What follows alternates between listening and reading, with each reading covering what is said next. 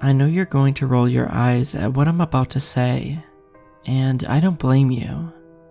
I met God while under the influence of psychedelic drugs. Me and about 1 million other hipsters who go to festivals and listen to obscure music or whatever, right? That's not my scene. I'm not a hippie or a spiritualist or in a cult. I'm just a regular, unremarkable person with a bad dead-end job that has occasionally experimented with substances. I believe in the scientific method, and I've always considered myself to be an atheist and a nihilist. While I still believe our universe is ultimately meaningless, I don't know if I can still consider myself to be an atheist. I don't know what to think anymore. In fact, I try not to think about it at all. I know the fact that I was using psychedelics is going to make most people write off this whole thing, and I'm not going to argue about it. I'll just say that psychoactive substances alter our perspective on reality. The standard opinion on this is that psychedelic substances make us see a reality that doesn't exist. Another opinion is that they allow us to see reality in a way that breaks through the constraints of our normal cognitive functioning. The argument being that our brain and sense organs operate in certain patterned ways and filter out information such that we have a coherent experience that we call reality. But in so doing, our reality is really just reality, as it presents itself to human beings based on our capacities and the way our organs work. Think of it like this. Ultraviolet light exists, but our eyes are not able to perceive it. But just because we can't see it, doesn't mean that it doesn't exist.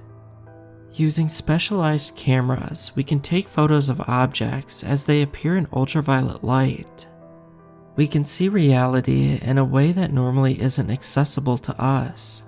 Some people think psychedelic substances can do the same thing. Give us access to the reality beyond the limits of normal human capacities. I want to be clear, I don't promote the use of psychoactive substances, and in some ways, I wish I had never tried them. They are very powerful and can be very dangerous if abused, and some people have severely bad reactions to them. I've personally known people who were never quite the same after a bad trip.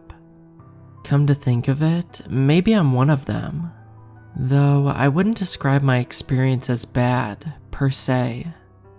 That's sort of a comforting thought, actually, that my mediocre life is the result of substance use. The alternative is much worse. This happened about 10 years ago. There was a group of us that would get together once in a while and take LSD, MDMA, or magic mushrooms. Usually we'd paint or make music, or just wander around the city or through parks. We didn't do this every weekend, but we all knew how to handle our substances and what our limits were. One weekend, 3 of us got together at my place and decided to take a bunch of mushrooms and paint. Our favorite way to take it was to make tea. We had just under an ounce and decided that we'd go hard. So we threw it in the coffee grinder, made the tea, and split it 3 ways. Like I said, we all knew our limits, and we knew this was pushing it a bit. But we were all comfortable and my roommate was home, and had agreed to trip advise if anything went sideways. In all of my experiences up to that point, and any since, I've never really had hallucinations. Sure, trees in the wind would look strangely fluid, or wood grain would seem to breathe, and I'd gotten lost in the minute details of various objects before, but I'd never seen a different reality, or things that weren't there to sober people. As the trip started to take hold, we lost interest in painting and started talking. Or it was talking at first. What started as a three-way conversation turned into us all speaking at once, but I still felt like we were conversing, like I understood them, and they me. Soon, the need to talk at all seemed unnecessary, as we all stood around the table, contently looking at each other, somehow communicating non-verbally. A calm contentedness seemed to wash across the room, and at least for me, there was only one person in the room. There were 3 bodies, but it was like we were extensions of each other. Looking at my friends was like looking in a mirror. More than that, it was like looking at myself from the outside, or looking at me through their eyes, and looking at them through my eyes. Then suddenly, like looking at all of us, but all of us as one, from the outside. That's when it happened. I blinked out of existence. I know it sounds strange, but that's the best way to describe it. I wasn't in my kitchen anymore. I wasn't really anywhere, and time was different. Or rather, there was no time. Somewhere in a kitchen, 3 bodies experienced seconds. But where I was, millennia could have passed. The feeling of timelessness is hard to explain. It wasn't that millennia were passing. There wasn't any passage of time. I felt the eternal, not an eternity, but the eternal. Likewise, space wasn't. I'd describe it as like being in a completely lightless room. But that's not quite right. I was nowhere in space. I was in timeless nothingness. I realized I had a very strong feeling, not of terror, but of hopelessness and resentment for being aware of where I was. I had lost the point in the story I was telling, along with the countless other stories I was telling myself about the universe I'd created in my mind, while I sit here in timeless nothingness, pathetic, banished by others whom I cannot remember for crimes I can no longer comprehend. Miserable me, lonely god of nothing, fantastic storyteller, god of self-distraction, meticulous creator of time and space, and all things in time and space.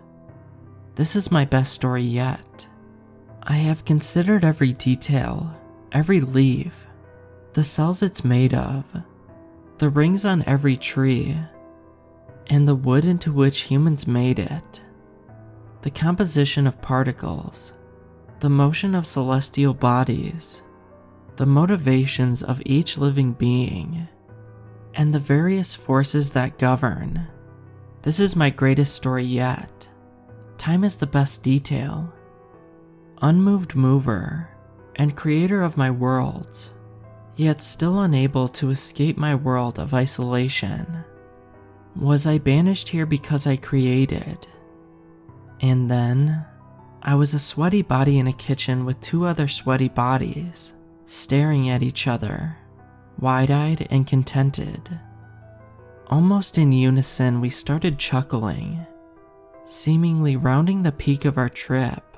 I didn't say anything about what I had just experienced, though I was a bit shaken. I just started moving paint around a canvas, and the night went on like any other. Like I said, I try not to think of it too much, but reflecting on my experience the next day, and in the years since, I have come to the conclusion that there are 2 possibilities. 1. God is alone and insane, possibly imprisoned, and our reality, the whole universe, is a story they're creating to distract themselves from their own existence. Or 2. I'm insane. I'm not sure which possibility is more terrifying.